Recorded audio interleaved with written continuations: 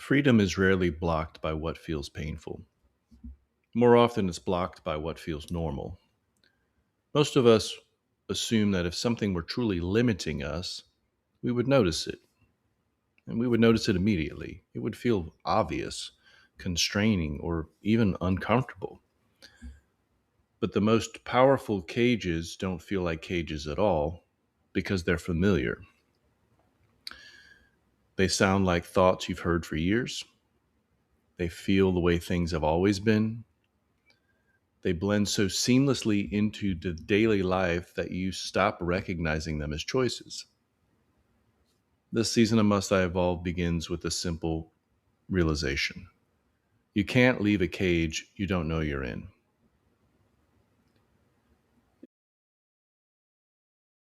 Welcome to Must I Evolve, a micro-learning experience where ancient wisdom meets the modern soul. I'm Andrew H. Housley, author, spiritual provocateur, and bodhisattva, doing my best to walk the middle path. This space, it's for the seeker, the skeptics, and those who feel the quiet pull for something deeper. Each episode is an opportunity, short, potent, and quietly disruptive. We explore Zen thought, spiritual lessons, personal transformation, and the subtle truths that shape us. Sometimes they appear as a question, sometimes a gentle nudge. Let's begin.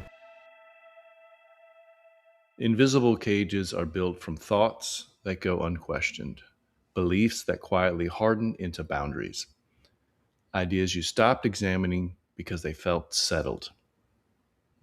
Phrases that we use a lot in our life, like, this is just who I am.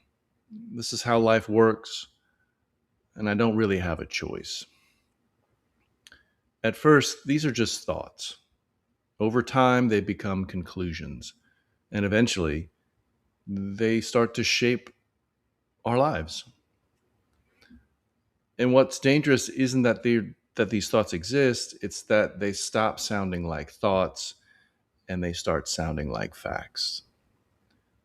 In Buddhism, there's a word for the moment when a thought catches hold and pulls us into habit. It's called shenpa. Shenpa is a hook.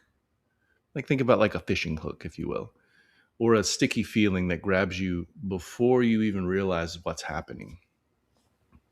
It's the urge to cling to comfort, the reflex to avoid discomfort, or a tightening that says, I need this, or I can't handle that. From this small hook, entire patterns can unfold. Overthinking, defensiveness, control, withdrawal. And most suffering doesn't begin with what happens, it begins with the moment we get hooked by it. Shenpa feels protective. It convinces us that staying within familiar limits keeps us safe. But over time, that protection can become a cage. The moment that you see that clearly, something begins to open. There's an old Zen tale that points directly to this. A Zen student goes to his master and says, Master, I feel trapped. My mind is restless. I meditate, but I feel no freedom, only frustration. The master thinks on it, takes the student to a small room with a sturdy wooden door, tells the student to go inside, and closes the door behind him. After a few minutes, the student calls out, Master, please let me out. And from the other side of the door, the master replies, Is the door locked? The student tries the handle, it turns easily, and the door opens. Embarrassed, the student steps out. The master then says, just like the door, your mind is not locked. You never tried the handle.